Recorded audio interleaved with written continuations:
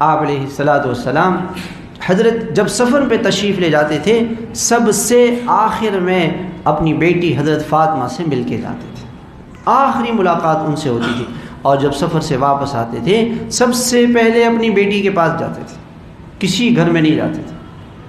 اور جب حضرت فاطمہ آتی تھیں تو آپ علیہ الصلوۃ والسلام کھڑے ہو جاتے تھے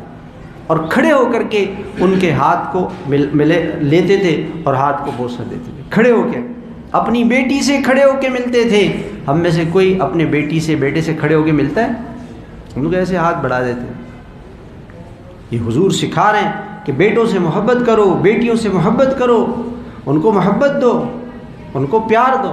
ہمارے یہاں تو بیٹی کی شادی کرا دی، پھر کہتے ہیں اس کو بلا کر کے کہ میں نے جو کچھ کرنا تھا کر دیا، اب جو مال ہے یہ بھائیوں کا، اس میں تیرا کوئی حصہ نہیں۔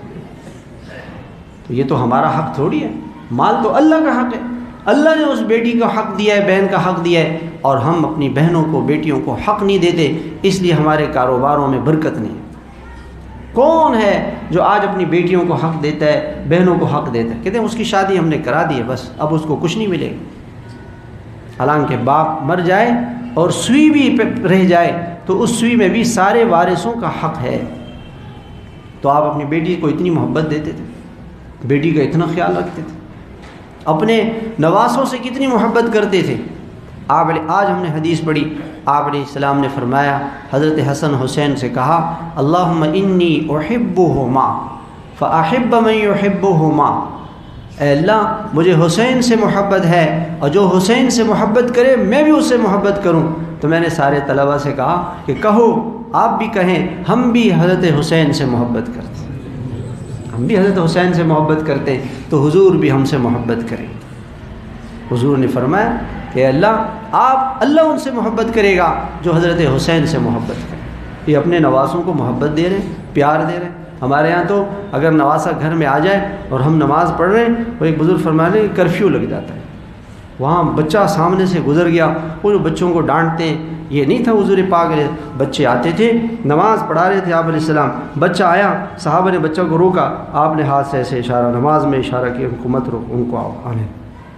اور آ کے آپ علیہ السلام سجدے میں گئے تو بچے سجدے میں کمر پہ چڑھ جاتے ہیں، تو چڑھ گئے، آپ نے سجدہ لمبا کر دیا،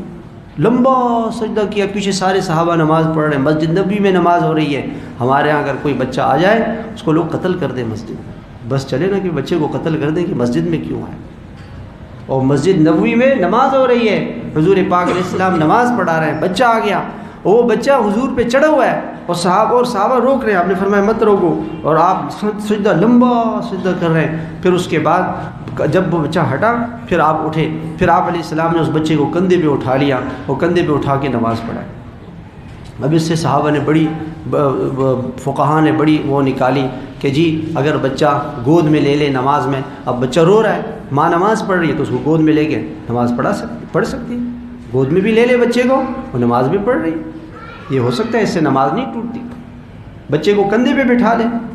بچے کو کمر پہ آنے دیں، یہ حضور پاک علیہ السلام کی گھر کی زندگی ہے۔ میرے محترم بھائیوں، آج ہم اس زندگی سے دور ہو گئے،